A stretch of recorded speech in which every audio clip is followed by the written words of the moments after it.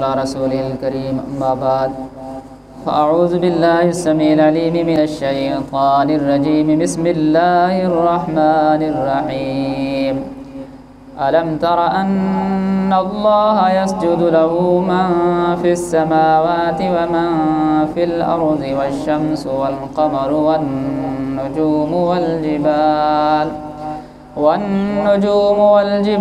والشجر والدواب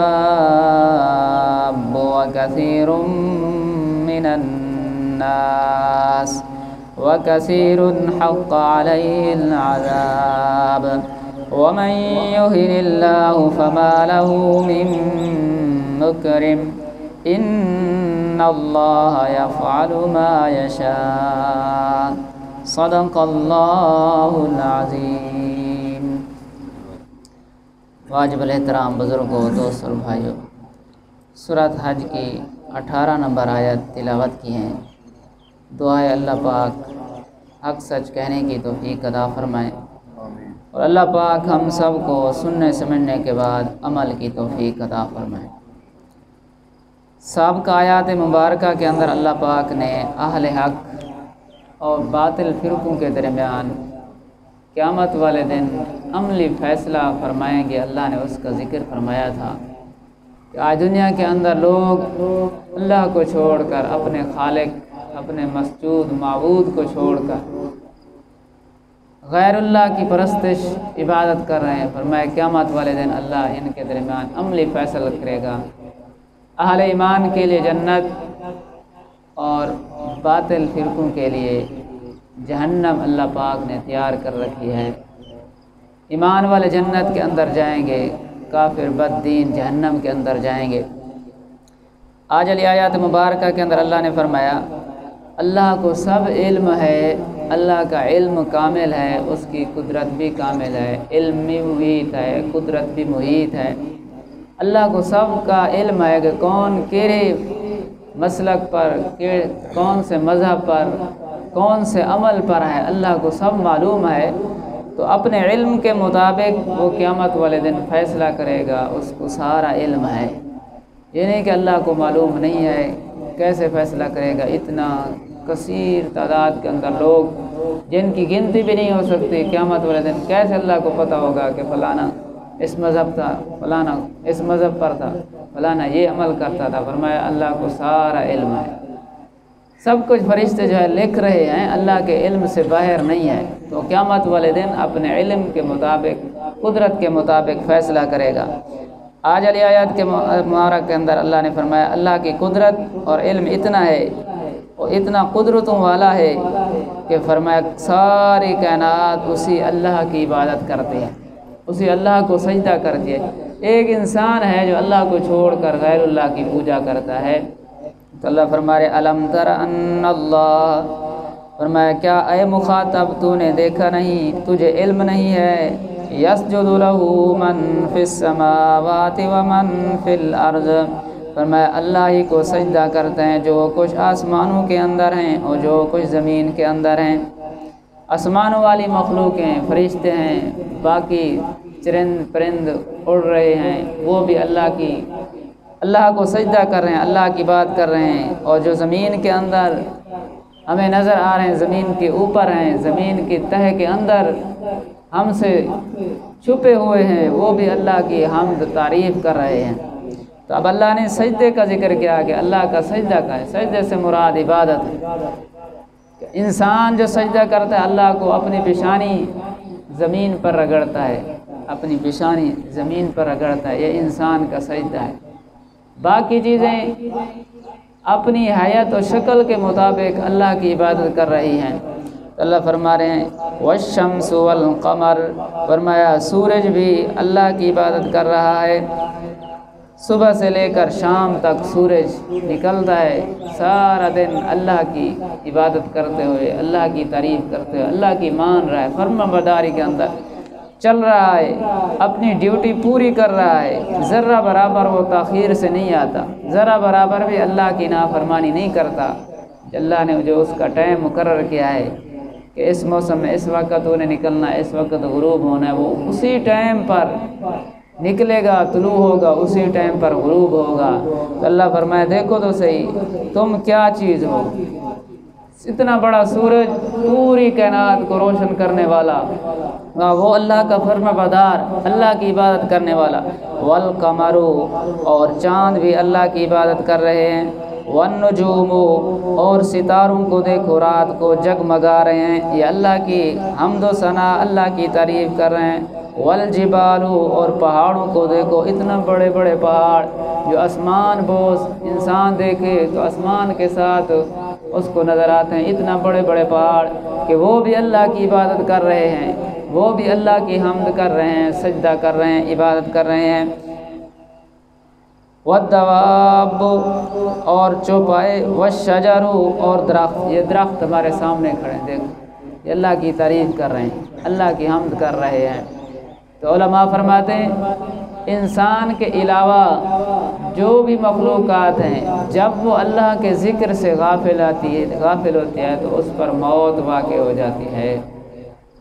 جب تک وہ اللہ کی حمد ثنا کرے گی اس دنیا کے اندر باقی رہے گی، جب اللہ کے ذکر سے غافل اس کے اوپر موت، جانور کو ہم ذبح کر دیتے ہیں یا وہ تبھی موت مر جاتا ہے، درخت سوکھ جاتا ہے یا ہم اس کو کاٹ دیتے ہیں، جب وہ اللہ کے ذکر سے غافل ہوا تو اللہ نے اس کی زندگی بھی ختم کر دی۔ لیکن ایک انسان ہے کہ اللہ پاک نے اس کو زندگی دی ہے، ذکر کرے نہ کرے، اللہ کی مانے یا نہ مانے، اللہ نے اس کے لیے ایک وقت مقرر رکھا ہے، کیونکہ اس کے لیے جنت جہنم ہے، قیامت والے دن اس کا فیصلہ ہوگا۔ فرمایا درختوں کو دیکھو وہ بھی اللہ کی عبادت کر رہے ہیں، والدواب اور چوپاؤں کو دیکھو وہ بھی اللہ کی عبادت کر رہے ہیں۔ علماء فرماتے انسان کا سجدہ ہے کہ انسان اللہ کی سامنے پیشانی رگڑتا ہے، باقی چیزوں کو دیکھو وہ بھی اللہ کی عبادت کر رہے ہیں۔ یہ درخت ہمیں نظر آ رہے ہیں قیام کی حالت میں اللہ کی تعریف کر رہے ہیں، چوپاؤں کو دیکھو یہ رکوع کی حالت کے اندر اللہ کی حمد و ثنا تعریف کر رہے ہیں، اور یہ زمین پر چلنے والے رینگ کر زمین کے اوپر گھسیٹ کر چلنے والے، فرمائے حشرات الارض یہ سجدے کی حالت کے اندر اللہ کی تعریف کر رہے ہیں۔ تو ہر ایک اللہ کی تعریف کر رہا ہے، لیکن وَكَثِيرٌ مِّنَ النَّاسِ فرمایا لوگوں میں سے بہت زیادہ ہیں جو اللہ کی تعریف کرتے ہیں، لوگوں میں سے بھی اکثر اللہ کی تعریف کرتے ہیں۔ وَكَثِيرٌ حَقَّ عَلَيْهِ الْعَذَابُ فرمایا لوگوں میں سے بہت ایسے بھی ہیں جن پر اللہ کا عذاب واقع ہو چکا، اللہ کا عذاب ثابت ہو چکا کہ اللہ نے ان کو ایمان سے ہدایت سے دور کر دیا، جو اللہ کی چھوڑ کر غیر اللہ کی پوجا کر رہے ہیں۔ تو اللہ پاک نے چاند سورج ستاروں کی اللہ پاک نے ذکر کیا کہ یہ بھی اللہ کی بات کر رہے ہیں۔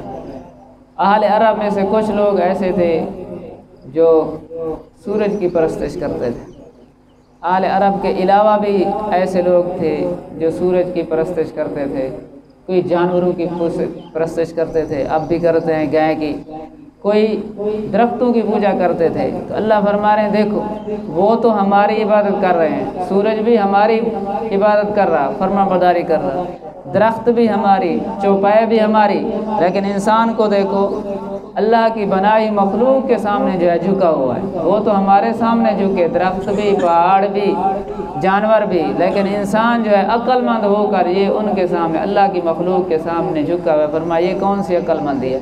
اسی اپنے خالق و مالک کے سامنے، اپنے خالق مالک سامنے کے اسی کے سامنے جو ہے جھک، اسی کی عبادت کر جو ساری کائنات کا خالق و مالک ہے۔ تو اللہ نے فرمایا لوگوں میں سے بہت زیادہ وہ بھی اللہ کی عبادت کر رہے ہیں، لیکن بہت سے ایسے بھی ہیں جن پر اللہ کا عذاب واقع ہو چکا، ایمان ہدایت سے دور۔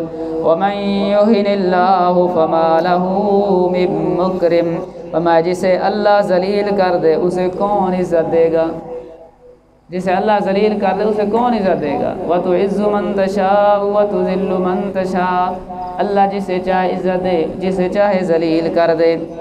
تو اللہ فرمایا جسے ذلیل کر دے اسے کوئی عزت دینے والا نہیں، جسے اللہ ایمان سے دور کر دے، اعمال والی زندگی سے دور کر دے، اس کو گمراہ کر دے، فرمایا اللہ نے اس کو ذلیل کر دیا۔ اور جسے اللہ ذلیل کر دے اسے کون عزت دے؟ ساری کائنات مل جائے کہ ہم نے اس کو عزت دینی ہے، ساری کائنات مل جائے کہ ہم نے اس کو جو ہے ہدایت پہ لانا ہے، اس کو ایمان والا بنانا ہے، اگر اللہ نے اس کی مشیت، اس کی جو ہے تقدیر کے اندر ایمان نہیں لکھا، ہدایت نہیں لکھا، فرمایا ساری کائنات مل جائے اس کو ہدایت نہیں دے سکتی۔ فرمایا اللہ جسے چاہے اسے عزت دیتا ہے اور اللہ جسے چاہے ذلیل کرتا ہے، اور جسے ذلیل کر دے اسے کون عزت دے۔ ان اللہ یفعل ما یشاء، میں اللہ کرتا ہے جو چاہتا ہے۔ اللہ کے ارادے کے اندر کون ہے جو دخل دے، اس کے ارادے کے اندر رکاوٹ بنے؟ کوئی ایسا نہیں ہے جو اللہ کے ارادے کے اندر رکاوٹ بن جائے، اس کے کام کے اندر رکاوٹ بن جائے۔ اب یہاں جو آیت اللہ پاک نے ذکر کیا ہے کہ جسے اللہ ذلیل کرے اسے کوئی عزت دینے والا نہیں، علماء نے ایک واقعہ لکھا ہے، شیخ ابو عبداللہ اندلسی بہت بڑے بزرگ تھے، اہل عراق اکثر ان کے مرید تھے۔ حضرت جنید بغدادی رحمۃ اللہ علیہ، امام شبلی رحمۃ اللہ علیہ ان کے شاگردوں میں سے تھے، بہت بڑے عالم صوفی بزرگ تھے۔